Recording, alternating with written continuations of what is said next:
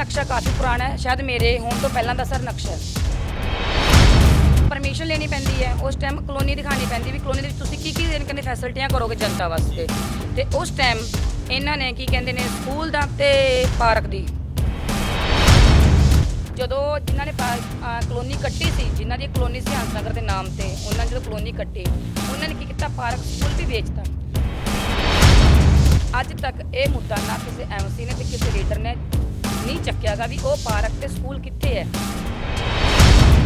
ਮੈਂ ਚਾਹੁੰਦੀ ਹਾਂ ਵੀ ਸਾਨੂੰ ਥਾਂ ਨਹੀਂ ਲੈ ਕੇ ਦੇ ਸਕਦੀ, ਨਾ ਲੈ ਕੇ ਦਿਓ। ਸਾਡਾ ਜਿਹੜਾ ਪੁਰਾਣਾ ਪਾਰਕ ਤੇ ਸਕੂਲ ਉਹ ਦੋ ਕਿੱਥੇ ਹੋ।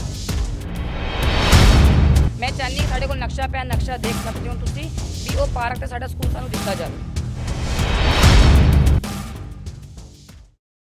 ਸਤਿ ਸ਼੍ਰੀ ਅਕਾਲ ਜੀ। ਪ੍ਰੋਗਰਾਮ ਚੋਣਾਂ ਸਰਗਰਮੀਆਂ ਲੈ ਕੇ ਹਾਜ਼ਰ ਹੋਏ ਹਾਂ। ਪੰਜਾਬ ਸਹਾਰਾ ਸਮਾਚਾਰ ਵੱਲੋਂ ਸਾਰਿਆਂ ਨੂੰ ਪਿਆਰ ਭਰੀ ਸਤਿ ਸ਼੍ਰੀ ਅਕਾਲ ਜੀ। ਸੋ ਗੱਲ ਕਰਦੇ ਹਾਂ ਜੀ ਪੰਜਾਬ ਦੀਆਂ ਮਹੱਲਿਆਂ ਦੇ ਵਿੱਚ ਨਗਰ ਨਿਗਮ ਦੀਆਂ ਜਿਹੜੀਆਂ ਵੋਟਾਂ ਦੀ ਤਿਆਰੀ ਹੋ ਚੁੱਕੀ ਆ, ਇਲੈਕਸ਼ਨਾਂ ਦੀ ਤਿਆਰੀ ਹੋ ਚੁੱਕੀ ਆ। ਸੋ ਅਸੀਂ ਬੈਠੇ ਹਾਂ ਜੀ ਬਠਿੰਡਾ ਸ਼ਹਿਰ ਹੰਸਨਗਰ ਗਲੀ ਨੰਬਰ 6 ਦੇ ਵਿੱਚ, ਤੇ ਤੁਹਾਨੂੰ ਇੱਕ ਜਾਣਕਾਰੀ ਦਿੰਦੇ ਹਾਂ ਵੀ ਆਜ਼ਾਦ ਉਮੀਦਵਾਰ ਪਿੰਕੀ ਜੀ, ਸੋ ਉਹਨਾਂ ਦੇ ਆਪਾਂ ਗ੍ਰਹਿ ਵਿਖੇ ਪਹੁੰਚੇ ਹਾਂ। ਸੋ ਗੱਲਬਾਤ ਕਰਦੇ ਹਾਂ ਜੀ ਚੋਣਾਂ ਦੀਆਂ ਸਰਗਰਮੀਆਂ ਆਜ਼ਾਦ ਉਮੀਦਵਾਰ ਪਿੰਕੀ ਜੀ ਨਾਲ। ਪਿੰਕੀ ਜੀ ਸਤਿ ਸ਼੍ਰੀ ਅਕਾਲ ਜੀ। ਸਤਿ ਸ਼੍ਰੀ ਅਕਾਲ ਸਰ, ਜੈ ਮਾਤਾ ਦੀ। ਤੇ ਚੋਣਾਂ ਦੇ ਮੈਦਾਨ ਦੇ ਵਿੱਚ ਤੁਸੀਂ ਉਤਰੇ ਆ? ਹਾਂਜੀ ਸਰ। ਤੇ ਘਰ ਦੇ ਵਿੱਚ ਜਿਹੜੇ ਕੋਈ ਚੋਣਾਂ ਉਮੀਦਵਾਰ ਜਾਂ ਕੋਈ ਤੁਹਾਡੇ ਘਰ ਦੇ ਵੱਲੋਂ ਕਿਸੇ ਨੇ ਇਲੈਕਸ਼ਨ ਲੜਿਆ ਸੀ, ਜਾਂ ਤੁਹਾਨੂੰ ਇਹ ਇਲੈਕਸ਼ਨ ਲੜਨ ਵਾਸਤੇ ਕਿਸੇ ਨੇ ਪ੍ਰੇਰਿਤ ਕੀਤਾ, ਜਾਂ ਹੌਸਲਾ ਅਫਜ਼ਾਈ ਜਾਂ ਮਹੱਲਿਆਂ ਨਿਵਾਸੀਆਂ ਨੇ ਤੁਹਾਨੂੰ ਆ ਕੇ ਇਹ ਹੌਸਲਾ ਦਿੱਤਾ ਵੀ ਚੋਣਾਂ ਦੇ ਮੈਦਾਨ ਦੇ ਵਿੱਚ ਤੁਸੀਂ ਉਤਰੋ? ਨਹੀਂ ਸਰ, ਹਜੇ ਤੱਕ ਸਾਡੇ ਕਿਸੇ ਦੇ ਟੱਬਰ ਦੇ ਵਿੱਚ, ਯਾਨੀ ਕਿ ਪਰਿਵਾਰ ਦੇ ਵਿੱਚ ਕਿਸੇ ਨੇ ਵੀ ਕਦੇ ਵੀ ਕੋਈ ਇਲੈਕਸ਼ਨ ਨਹੀਂ ਲੜੇਗੇ। ਤੇ ਲੇਕਿਨ ਬਚਪਨ ਤੋਂ ਇੱਕ ਜਦੋਂ ਅਸੀਂ ਉਮੀਦ ਹੁੰਦੀ ਸੀ ਵੀ ਅਸੀਂ ਜਦੋਂ ਕਿਸੇ ਇਨਸਾਨ ਨੂੰ ਦੁਖੀ ਦੇਖਦੇ ਸੀ, ਸਾਨੂੰ ਇੱਕ ਉਮੀਦ ਹੁੰਦੀ ਸੀ ਕਾਸ਼ ਅਸੀਂ ਇਹਦਾ ਇਹ ਕੰਮ ਕਰ ਸਕਦੇ ਜੀ। ਯਾਨੀ ਕਿ ਸ਼ੁਰੂ ਤੋਂ ਮੈਨੂੰ ਮੈਂ ਇਹੀ ਚਾਹੁੰਦੀ ਵੀ ਲੋਕ ਸੇਵਾ ਕਰਨੀ ਬਹੁਤ ਚੰਗਾ ਕੰਮ ਹੈ, ਤੇ ਮੈਂ ਲੋਕ ਸੇਵਾ ਹੀ ਕਰਨਾ ਚਾਹੁੰਦੀ ਸੀ। ਤੇ ਉਸ ਤੋਂ ਬਾਅਦ ਜਦੋਂ ਅਸੀਂ ਟਿਊਸ਼ਨ ਫ੍ਰੀ ਬੱਚਿਆਂ ਨੂੰ ਪੜ੍ਹਾਉਂਦੇ ਹਾਂ, ਸਾਡੇ ਕੋਲ ਕਈ ਪੇਰੈਂਟਸ ਆਉਂਦੇ ਹੈ ਤੇ ਸਾਡੇ ਫਿਰ ਮਹੱਲੇ ਦੇ ਕਹਿਣ ਲੱਗੇ ਪਿੰਕੀ ਦੀਦੀ ਤੁਸੀਂ ਵੀ ਇਲੈਕਸ਼ਨ ਲੜੋ, ਵੀ ਸਾਨੂੰ ਬਹੁਤ ਖੁਸ਼ੀ ਹੋਊਗੀ ਤੁਸੀਂ ਇਲੈਕਸ਼ਨ ਲੜੋਗੇ, ਕਿਉਂਕਿ ਤੁਸੀਂ ਬਹੁਤ ਹਰੇਕ ਦੀ ਮਦਦ ਕਰਦੇ ਹੋ। ਤੇ ਮੈਂ ਫਿਰ ਵੀ ਕਹਿੰਦਾ ਨਹੀਂ ਮੈਂ ਇਲੈਕਸ਼ਨ ਦੇ ਵਿੱਚ ਨਹੀਂ ਪੈਣਾ, ਕਿਉਂਕਿ ਮੈਂ ਕਦੇ ਇੱਧਰਲੀ ਲਾਈਨ ਵਿੱਚ ਕਦੇ ਹੈ ਹੀ ਨਹੀਂ ਸੀ, ਕਦੇ ਮੈਂ ਸੋਚਿਆ ਹੀ ਨਹੀਂ ਸੀਗਾ। ਮੈਂ ਕਹਿੰਦੀ ਮੈਂ ਦੂਰ ਤੱਕ ਨਹੀਂ ਮੈਨੂੰ ਪਤਾ ਸੀ ਵੀ ਮੈਂ ਕਦੇ ਇਲੈਕਸ਼ਨ ਲੜੂੰਗੀ ਵੀ। ਬਸ ਇਹ ਜਨਤਾ ਦੀ ਸਪੋਰਟ ਲਾ ਲਓ ਜਿਹੜਾ ਕਿ ਮੈਂ ਅੱਜ ਇਲੈਕਸ਼ਨ ਵਾਸਤੇ ਤਿਆਰ ਹਾਂ। ਮੈਨੂੰ ਇਸ ਤਰ੍ਹਾਂ ਲੱਗ ਰਿਹਾ ਵੀ ਲੋਕਡਾਊਨ ਤੋਂ ਪਹਿਲਾਂ ਜਿਹੜੇ ਬੱਚੇ ਛੋਟੇ ਪੜ੍ਹਦੇ ਸੀ, ਜਿਨ੍ਹਾਂ ਨੂੰ ਟਿਊਸ਼ਨ ਪੜ੍ਹਨ ਵਾਸਤੇ ਮਾਪੇ ਤੁਹਾਡੇ ਘਰ ਭੇਜਦੇ ਸੀ, ਉਹਨਾਂ ਤੋਂ ਤੁਸੀਂ ਕਦੇ ਫੀਸ ਨਹੀਂ ਮੰਗੀ, ਕਿਤੇ ਕੋਈ ਕਾਪੀ ਦੇਤੀ, ਕਦੇ ਕੋਈ ਪੈਨਸਲ ਦੇਤੀ, ਕਦੇ ਕੋਈ ਵੀ ਸਕੂਲ ਦੇ ਬਸਤੇ ਦੇ ਵਿੱਚ ਕੋਈ ਚੀਜ਼ ਘਟ ਗਈ ਤਾਂ ਤੁਸੀਂ ਉਹ ਚੀਜ਼ ਨੂੰ ਬੱਚਿਆਂ ਨੂੰ ਦਿੰਦੇ ਸੀਗੇ, ਤੇ ਤੁਹਾਡਾ ਬੱਚਿਆਂ ਨਾਲ ਪਿਆਰ ਸੀ ਤੇ ਬੱਚਿਆਂ ਦੇ ਪੇਰੈਂਟਸ ਨਾਲ ਪਿਆਰ ਹੋ ਗਿਆ। ਤੇ ਉਹਦੇ ਬਾਰੇ ਬੱਚੇ ਜਿਹੜੇ ਪੜ੍ਹਾਉਂਦੇ ਸੀ, ਉੱਥੋਂ ਹੀ ਤੁਹਾਡਾ ਮੇਰੇ ਖਿਆਲ ਸਿਲਸਿਲਾ ਚੱਲਿਆ ਵੀ ਸਾਡੇ ਮਹੱਲੇ ਦੀ ਕੁੜੀ ਆ ਜਾਂ ਉਹਨੂੰ ਆਪਾਂ ਇਲੈਕਸ਼ਨ ਲੜਨ ਵਾਸਤੇ ਪ੍ਰੇਰਿਤ। ਹਾਂਜੀ ਸਰ ਇਹੀ ਹੈ, ਕਿਉਂਕਿ ਗਰੀਬ ਜਿਹੜੇ ਤੁਹਾਨੂੰ ਪਤਾ ਪੇਰੈਂਟਸ ਨੇ, ਮਾਪੇ ਅੱਜ ਦੇ ਟਾਈਮ 'ਚ ਦਿਹਾੜੀ ਕਰਕੇ ਜਿਹੜਾ ਆਪਦਾ ਪੇਟ ਪਾਲ ਲੈਣ ਉਹੀ ਬਹੁਤ ਹੁੰਦਾ। ਬੱਚਿਆਂ ਨੂੰ ਪੜ੍ਹਾਉਣਾ ਬਹੁਤ ਦੂਰ ਦੀ ਗੱਲ ਹੈ। ਸਰਕਾਰੀ ਸਕੂਲ 'ਚ ਜਾਂਦੇ ਆ ਕੇ ਬੱਚੇ ਘਰੇ ਖੇਡਣ ਲੱਗ ਜਾਂਦੇ।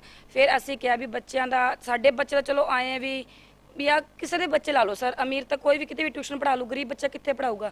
ਅਸੀਂ ਫਿਰ ਸੋਚਿਆ ਦੋਨੇ ਮੀਆਂ ਬੀਬੀ ਨੇ ਵੀ ਅਸੀਂ ਗਰੀਬ ਕਿਉਂ ਨਾ ਆਪਾਂ ਬੱਚਿਆਂ ਨੂੰ ਘਰੇ ਟਿਊਸ਼ਨ ਪੜ੍ਹਾਈਏ। ਮੇਰੇ ਹਸਬੰਡ ਕਹਿੰਦੇ ਠੀਕ ਹੈ, ਬਹੁਤ ਚੰਗੀ ਗੱਲ ਹੈ, ਤੁਹਾਡੀ ਸੋਚ ਬਹੁਤ ਵਧੀਆ। ਟਿਊਸ਼ਨ ਪੜ੍ਹਾਉਂਦੇ ਸੀ, ਬੱਚਿਆਂ ਤੋਂ ਫੀਸ ਲੈਂਦੇ ਸੀ ਜਾਂ ਥੋੜੀ ਲੈਂਦੇ ਸੀ? ਨਹੀਂ ਸਰ, ਬਿਲਕੁਲ ਅਸੀਂ ਕਦੇ ਵੀ ਕਿਸੇ ਤੋਂ ਕੁਝ ਨਹੀਂ ਲਿੱਤਾ। ਬਿਲਕੁਲ ਨਹੀਂ ਲਿੱਤਾ? ਨਹੀਂ, ਤੁਸੀਂ ਪੇਰੈਂਟਸ ਨੂੰ ਪੁੱਛ ਸਕਦੇ ਹੋ। ਬਿਲਕੁਲ, ਜੇ ਕਾਪੀ ਪੈਨਸਲ ਬੱਚੇ ਕੋਲ ਨਹੀਂ ਹੈ ਨਾ ਤੇ ਅਸੀਂ ਉਹਨਾਂ ਨੂੰ ਉਹ ਵੀ ਦਿੰਦੇ ਸੀ। ਠੀਕ ਹੈ। ਹਾਂਜੀ।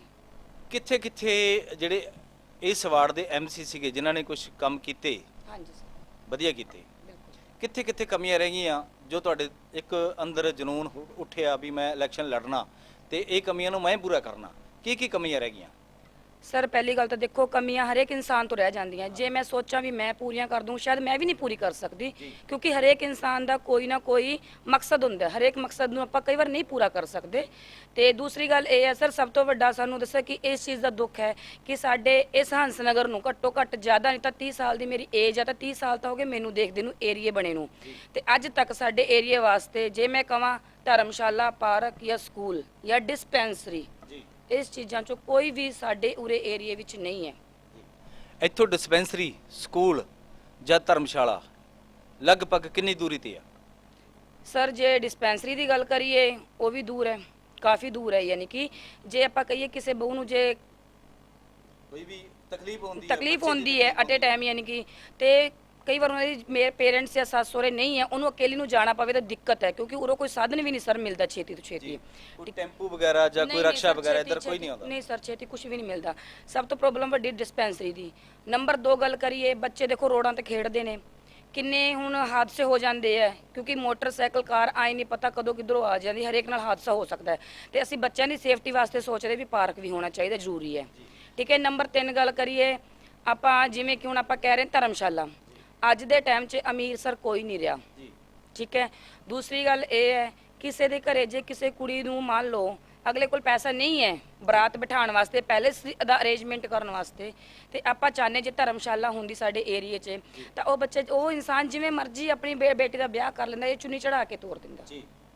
ਕੋਈ ਵੀ 4 ਬੰਦੇ ਆਉਂਦੇ ਆ ਕਿਤੇ ਬਹਿਣ ਵਾਸਤੇ ਜਗ੍ਹਾ। ਹਾਂਜੀ ਹਾਂਜੀ, ਹੁਣ ਦੇਖੋ ਸਰ ਹਰੇਕ ਦੀ ਪਹੁੰਚ ਨਹੀਂ ਹੁੰਦੀ ਕਿ ਅਗਲਾ ਪੈਲੇਸ ਹੀ ਬੁੱਕ ਕਰੇਗਾ। ਠੀਕ ਹੈ। ਤੇ ਅੱਜ ਕੱਲ ਆਂਢ ਗੁਆਂਢ 'ਚ ਵੀ ਇੰਨੀ ਜਗ੍ਹਾ ਨਹੀਂ ਹੁੰਦੀ ਕਿਸੇ ਦੇ ਘਰੇ ਕਿ ਜੋ 100-150 ਬੰਦਾ ਬਿਠਾ ਸਕੇ। 50 ਬੰਦਿਆਂ ਦੇ ਬਿਠਾਉਣ ਦੀ ਥਾਂ ਨਹੀਂ ਹੁੰਦੀ ਸਰ, 100-150 ਬਹੁਤ ਦੂਰ ਦੀ ਗੱਲ ਹੈ। ਠੀਕ ਹੈ। ਫਿਰ ਚੌਥੀ ਗੱਲ ਕਰੀਏ ਆਪਾਂ ਸਕੂਲ ਦੀ। ਸਕੂਲ ਸਰ ਸ਼ਹੀਦ ਸੰਦੀਪ ਪਬਲਿਕ ਸਕੂਲ ਹੈ ਸਰ, ਉਹ ਸਾਡਾ ਹੈਗਾ ਕੀ ਕਹਿੰਦੇ ਚੌਂਕ ਦੇ ਵਿੱਚ ਆ ਜਾਂਦਾ ਸਰ। ਬਿਲਕੁਲ ਉੱਥੇ ਆਵਾਜਾਈ ਇੰਨੀ ਹੈ ਨਾ ਬਹੁਤ ਜ਼ਿਆਦਾ, ਕਿਉਂਕਿ ਛੋਟੇ ਬੱਚਿਆਂ ਨੂੰ ਛੋਟੇ ਬੱਚਿਆਂ ਵਾਸਤੇ ਹੈ ਵੀ ਨਹੀਂ। ਠੀਕ ਹੈ। ਵੱਡੇ ਬੱਚਿਆਂ ਵਾਸਤੇ ਹਾਂਜੀ ਪ੍ਰਾਇਮਰੀ ਸਰ ਜੇ ਹੈ ਵੀ ਤਾਂ ਛੋਟੇ ਬੱਚਿਆਂ ਨੂੰ ਤੁਸੀਂ ਦੇਖੋ ਸਰ ਕਿੰਨੀ ਦਿੱਕਤ ਹੁੰਦੀ ਹੈ, ਕਿਉਂਕਿ ਸਭ ਤੋਂ ਜ਼ਿਆਦਾ ਜਿਹੜੇ ਸਾਧਨ ਚੱਲ ਰਹੇ ਉਹਨਾਂ ਨਾਲ ਛੋਟੇ ਬੱਚਿਆਂ ਨੂੰ ਬਹੁਤ ਪ੍ਰੋਬਲਮ ਹੋ ਸਕਦੀ ਹੈ। ਤੇ ਅੱਜ ਕੱਲ ਦੇ ਟਾਈਮ 'ਚ ਕੁੜੀਆਂ ਨੂੰ ਸਰ ਆਪਾਂ ਜੇ ਸੋਚਣ ਛੋਟੇ ਬੱਚੇ ਛੋਟੀ ਕੁੜੀਆਂ ਜਾਂ ਬੇਟਾ ਬੇਟੀ, ਇੱਕ ਤਾਂ ਸਰ ਬੱਚੇ ਉਠਾਉਣ ਦੀ ਅਫਵਾਹ ਇੰਨੀ ਫੈਲੀ ਪਈ ਹੈ, ਸਭ ਨੂੰ ਡਰ ਲੱਗਦਾ ਹੈ। ਤੇ ਅੱਜ ਕੱਲ ਆਪਣੀ ਕੁੜੀਆਂ ਵੀ ਸੇਫ ਨਹੀਂ ਹੈ, ਚਾਹੇ ਕੋਈ ਸਾਲ ਦੀ ਹੈ ਤੇ ਚਾਹੇ ਕੋਈ 20 ਸਾਲ ਦੀ ਹੈ ਸਰ। ਇਸ ਕਰਕੇ ਅਸੀਂ ਚਾਹੁੰਦੇ ਜੇ ਸਾਰਾ ਸਾਡੇ ਉਰੇ ਮਹੱਲੇ 'ਚ ਹੋਵੇ ਸਿਸਟਮ, ਤੇ ਸਾਨੂੰ ਇੰਨਾ ਪਤਾ ਹੈ ਵੀ ਬਹੁਤ ਵਧੀਆ ਯਾਨੀ ਕਿ ਸਾਡੇ ਮਹੱਲੇ ਦਾ ਵਿਕਾਸ ਹੋ ਸਕਦਾ ਹੈ। ਜਿੱਥੇ ਤੱਕ ਚਰਚਾ ਦੇ ਵਿੱਚ ਆਉਂਦਾ, ਹਾਂਜੀ ਸਰ। ਕੁੜੀਆਂ ਨੂੰ ਸਕੂਲ ਭੇਜਦੇ ਆ ਤੇ ਕੁੜੀਆਂ ਤਾਂ ਸਕੂਲ ਦੇ ਵਿੱਚ ਵੀ ਸੇਫ ਨਹੀਂ ਹੁੰਦੀਆਂ। ਨਹੀਂ ਸੇਫ ਸਰ। ਜੇ ਨੇੜੇ ਹੋਵੇ, ਘਰਾਂ ਦੇ ਸਕੂਲ ਹੋਵੇ, ਤਾਂ ਬੰਦਾ ਫਿਰ ਵੀ ਛੇਤੀ ਜਾ ਕੇ ਕੋਈ ਪੜਤਾਲ ਕਰ ਸਕਦਾ। ਬੱਚਾ ਜਦੋਂ ਮਰਜ਼ੀ ਬੱਚਾ 10 ਮਿੰਟ ਲੇਟ ਹੋ ਗਿਆ ਤਾਂ ਹਾਂਜੀ ਪੇਰੈਂਟਸ ਜਾ ਕੇ ਲੈ ਕੇ ਵੀ ਆ ਸਕਦਾ, ਛੱਡ ਕੇ ਵੀ ਖੁਦ ਆ ਸਕਦਾ। ਬਿਲਕੁਲ। ਜੇ ਕਈ ਵਾਰ ਮੰਨ ਲਓ ਬੱਚੇ ਦਾ ਪਾਪਾ ਘਰੇ ਨਹੀਂ ਹੈ ਤਾਂ ਉਸ ਤੋਂ ਬਾਅਦ ਕਹਿੰਦੇ ਮਾਂ ਵੀ ਖੁਦ ਜਾ ਕੇ ਲੈ ਕੇ ਆ ਸਕਦੀ ਹੈ। ਸੋ ਜਿਹੜੀਆਂ ਕਮੀਆਂ ਪਿੰਕੀ ਨੇ ਦੱਸੀਆਂ, ਤੇ ਕੁਝ ਜਿਹੜੀਆਂ ਕਮੀਆਂ ਪਿੰਕੀ ਜੀ ਆਪਾਂ ਗੱਲ ਕਰਦੇ ਹਾਂ ਵੀ ਕੁਝ ਕੰਮ ਜਿਹੜੇ ਐਮਸੀ ਸਾਹਿਬ ਨੇ ਕੁਝ ਬਹੁਤ ਵਧੀਆ ਕੀਤੇ।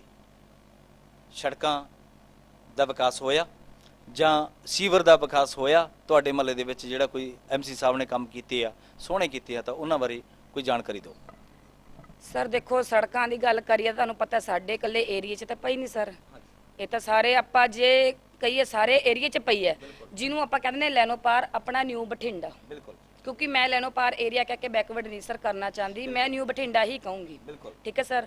ਤੇ ਨਿਊ ਸਾਰੇ ਹੀ ਸਾਈਡ ਤੇ ਯਾਨੀ ਕਿ ਸੜਕਾਂ ਵੀ ਪਈਆਂ ਸਰ, ਸੀਵਰ ਵੀ ਪਏ ਆ ਸਰ। ਤੇ ਜੇ ਤੁਸੀਂ ਹੁਣ ਐਲਈਡੀਆਂ ਟਿਊਬਾਂ ਲਾਈਟਾਂ ਦੀ ਗੱਲ ਕਰੋਗੇ ਤਾਂ ਉਹ ਸਾਰੇ ਏਰੀਆ 'ਚ ਅਦਰਵਾਈਜ਼ ਪੈ ਚੁੱਕੀਆਂ ਨੇ, ਸਾਡੇ ਏਰੀਆ 'ਚ ਤਾਂ ਜੇ ਪਈ ਵੀ ਨਹੀਂ। ਇੰਨਾ ਵੀ ਨਾ ਫਿਰ ਵੀ ਸਰ ਸਾਨੂੰ ਸਰ ਜੂਗਾ, ਕਿਉਂਕਿ ਪਹਿਲਾਂ ਵੀ ਲੋਕ ਸੀ ਜੋ ਦੀਵਿਆਂ ਵਿੱਚ ਰਹਿੰਦੇ ਸੀ। ਸਰ ਦਾ ਕਿਹਦੇ ਬਿਨਾਂ ਨਹੀਂ। ਠੀਕ ਹੈ ਸਰ। ਜੇ ਇਹ ਤਾਂ ਸਰ ਦੇਖੋ ਸਾਨੂੰ ਸਭ ਤੋਂ ਜ਼ਿਆਦਾ ਸਰਦਾ ਜੇ ਨਹੀਂ ਹੈ ਨਾ, ਹਾਂ ਕੀ ਜ਼ਰੂਰਤ ਹੈ ਸਾਨੂੰ ਸਰ ਬੱਚਿਆਂ ਦੇ ਸਕੂਲ ਦੀ ਬਹੁਤ ਜ਼ਰੂਰੀ ਹੈ, ਕਿਉਂਕਿ ਵਿੱਦਿਆ ਨਾਲ ਹੀ ਵਿਕਾਸ ਹੈ ਸਰ। ਬਿਲਕੁਲ ਜੀ। ਜੇ ਬੱਚੇ ਪੜਨਗੇ ਤਾਂ ਉਹਨਾਂ ਫੇਰ ਹੀ ਸਾਡੇ ਜਿਵੇਂ ਆਪਾਂ ਕਹਿੰਦੇ ਨੇ ਭਾਰਤ ਦਾ ਵਿਕਾਸ, ਆਪਣੇ ਪੰਜਾਬ ਦਾ ਵਿਕਾਸ ਲਾ ਲਓ। ਬਿਲਕੁਲ ਉਹ ਆਪਣੇ ਪੈਰਾਂ ਤੇ ਸਟੈਂਡ ਹੋ ਸਕਣਗੇ ਬੱਚੇ। ਪਿੰਕੀ ਜੀ ਗੱਲ ਕਰਦੇ ਆ, ਤੁਸੀਂ ਆਜ਼ਾਦ ਉਮੀਦਵਾਰ ਮੈਦਾਨ ਦੇ ਵਿੱਚ ਉਤਰੇ ਆ। ਹਾਂਜੀ ਸਰ। ਤੁਸੀਂ ਜਿੱਤ ਜਾਂਦੇ ਹੋ, ਜਿੱਤਣ ਤੋਂ ਬਾਅਦ ਤੁਹਾਨੂੰ ਕੋਈ ਪਾਰਟੀ ਆ ਕੇ ਰਿਕੁਐਸਟ ਕਰਦੀ ਵੀ ਸਾਡੀ ਪਾਰਟੀ ਦੇ ਵਿੱਚ ਜੁਆਇਨ ਕਰੋ, ਤੁਸੀਂ ਜਿੱਤੇ ਹੋਏ ਉਮੀਦਵਾਰ ਆ, ਤਾਂ ਤੁਹਾਡਾ ਕੀ ਵਿਚਾਰ ਆ ਵੀ ਆਉਣ ਵਾਲੇ ਸਮੇਂ ਦੇ ਵਿੱਚ ਮੰਨ ਲਓ ਤੁਸੀਂ ਜਿੱਤਦੇ ਆ, ਵਾਹਿਗੁਰੂ ਕਰਕੇ ਤੁਸੀਂ ਜਿੱਤ ਜਾਓ, ਜਿੱਤ ਕੇ ਤੁਹਾਨੂੰ ਪਾਰਟੀ ਕੋਈ ਆ ਕੇ ਤੁਹਾਡੇ ਦੁਆਰ 'ਚ ਖੜਦੀ ਆ ਵੀ ਸਾਡਾ ਸਮਰਥਨ ਦਿਓ, ਤਾਂ ਤੁਹਾਡਾ ਕੀ ਵਿਚਾਰ ਆ?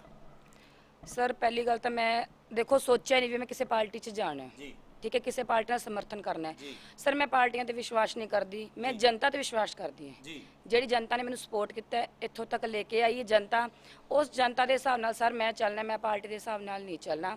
ਅਜੇ ਤੱਕ ਮੈਂ ਆਜ਼ਾਦ ਹੈ ਤੇ ਮੈਂ ਆਜ਼ਾਦ ਹੀ ਰਹਿਣਾ ਪਸੰਦ ਕਰੂੰਗੀ, ਕਿਉਂਕਿ ਮੈਂ ਚਾਹੁੰਦੀ ਕਿਉਂਕਿ ਆਪਣਾ ਜਦੋਂ ਦੇਸ਼ ਆਜ਼ਾਦ ਹੈ ਤਾਂ ਫਿਰ ਆਪਾਂ ਕਿਉਂ ਕਿਸੇ ਦੇ ਗੁਲਾਮ ਹੋਈਏ ਸਰ। ਠੀਕ ਹੈ। ਮੈਂ ਚਾਹੁੰਦੀ ਮੈਂ ਵੀ ਆਜ਼ਾਦ ਰਵਾਂ ਤੇ ਮੈਂ ਆਪਣੀ ਜਨਤਾ ਨੂੰ ਵੀ ਆਜ਼ਾਦ ਰੱਖਾਂ। ਬਿਲਕੁਲ। ਕਿਉਂਕਿ ਮੈਂ ਕਿਸੇ ਦਾ ਗੁਲਾਮ ਨਹੀਂ ਬਣਾਉਣਾ ਚਾਹੁੰਦੀ ਕਿਸੇ ਨੂੰ। ਠੀਕ ਹੈ ਜੀ। ਪਿੰਕੀ ਜੀ ਤੁਹਾਡੇ ਫੈਮਿਲੀ ਦੇ ਵਿੱਚ ਕੌਣ ਕੌਣ ਆ? ਤੁਹਾਡੇ ਫਾਦਰ ਸਾਹਿਬ ਕੀ ਕੰਮ ਕਰਦੇ ਸੀ? ਸਰ ਮੇਰੀ ਫੈਮਿਲੀ ਦੇ ਵਿੱਚ ਮੇਰੇ ਮਦਰ ਤੇ ਮੇਰੇ ਫਾਦਰ ਸਾਹਿਬ ਸੀਗੇ ਤੇ ਮੇਰੇ father Sahib Punjab home guard ਵਿੱਚ ਸੀਗੇ, ਠੀਕ ਹੈ। ਤੇ ਹੁਣ ਜਦੋਂ ਰਿਟਾਇਰ ਹੋਏ ASI ਰਿਟਾਇਰ ਹੋਏ ਸੀਗੇ, 8 ਸਾਲ ਪਹਿਲਾਂ ਰਿਟਾਇਰ ਹੋ ਗਏ ਮੇਰੇ ਫਾਦਰ ਸਾਹਿਬ। ਤੇ ਮੇਰੇ ਮੰਮੀ ਖਤਮ ਹੋਇਆ ਨੂੰ 5 ਸਾਲ ਹੋ ਗਏ ਸਰ। ਜੀ, ਘਰ ਦੀ ਲੌਤੀ ਬੇਟੀਆਂ? ਹਾਂਜੀ ਸਰ, ਕੱਲੀ ਕੱਲੀ। ਅੱਛਾ, ਤੁਹਾਡੇ ਹਸਬੰਡ ਕੀ ਕੰਮ ਕਰਦੇ ਆ? ਸਰ ਆਪਦੀ ਸਕੂਲ ਵੈਨ ਹੈ ਸਰ। ਜੀ, ਬੱਚੇ ਕਿੰਨੇ ਆ? ਸਰ 2 ਬੇਟੀ 1 ਬੇਟਾ। ਜੀ, ਇਸ ਇਲਾਕੇ ਦੇ ਵਿੱਚ ਕਿੰਨਾ ਚਿਰ ਹੋ ਗਿਆ ਰਹਿੰਦਿਆਂ ਨੂੰ, ਕੋਈ ਸਨ ਯਾਦ ਆ? ਸਰ ਜਿੱਥੋਂ ਤੱਕ ਮੈਨੂੰ ਯਾਦ ਹੈ 1990 ਚ ਮੇਰਾ ਜਨਮ ਹੋਇਆ ਹੈ। ਜੀ ਤੇ ਮੇਰੇ ਭੂਆ ਫੁੱਫੜ ਸੀ ਸਰ, ਇਹਨਾਂ ਨੇ ਮੈਨੂੰ ਗੋਦ ਲੈ ਰੱਖਿਆ ਹੈ, ਜੀ ਠੀਕ ਹੈ ਸਰ। ਤੇ ਮੈਂ 1992 ਵਿੱਚ ਇਹਨਾਂ ਕੋਲ ਆ ਚੁੱਕੀ ਸੀਗੀ, ਯਾਨੀ ਕਿ ਹੁਣ ਤੁਸੀਂ ਆਪ ਹਿਸਾਬ ਲਾ ਲਓ ਸਰ, 1992 ਤੋਂ ਲੈ ਕੇ ਹੁਣ ਤੱਕ ਮੈਂ ਇੱਥੇ ਪਲੀ ਹਾਂ। ਯਾਨੀ ਕਿ ਮੈਂ ਪੇਰੈਂਟਸ ਦੇ ਹੱਥਾਂ 'ਚ ਕਹਾਂ ਤੇ ਮੇਰੇ ਪਾਪਾ ਦੀ ਡਿਊਟੀ ਜ਼ਿਆਦਾਤਰ ਬਾਹਰ ਰਹਿੰਦੀ ਸੀ, ਪੱਟੀ ਅੰਮ੍ਰਿਤਸਰ। ਮੇਰੇ ਮੰਮਾ ਘਰੇ ਰਹਿੰਦੇ ਸੀਗੇ, ਮੈਂ ਤੇ ਮੇਰੀ ਮੰਮਾ ਤੇ ਸਾਡੇ ਕਿਰਾਏਦਾਰ ਕੁਛ ਹੁੰਦੇ ਸਰ। ਤੇ ਜ਼ਿਆਦਾਤਰ ਮੈਂ ਇੱਥੇ ਸਾਡੇ ਪੁਰਾਣੇ ਘਰ ਇੰਨੇ, ਯਾਨੀ ਕਿ ਹਜੇ ਵੀ ਕੁਝ 20-30 ਘਰ ਹੈਗੇ ਪੁਰਾਣੇ ਵੀ ਜਿਹਨਾਂ ਦੇ ਮੈਂ ਹੱਥਾਂ 'ਚ ਪਲੀ ਐ। ਉਹਨਾਂ ਨਾਲ ਮੇਰਾ ਇੰਨਾ ਵਧੀਆ ਮੋਹ ਪਿਆਰ ਹੈ ਨਾ ਕਿ ਜੇ ਮੇਰੇ ਮੰਮੀ ਖੇਤ ਚਲੇ ਜਾਂਦੇ ਸੀ ਨੀਰਾ ਲੈਣ ਤਾਂ ਉਹ ਮੈਨੂੰ ਪਾਲਦੇ ਸੀ, ਸਾਂਭਦੇ ਸੀ।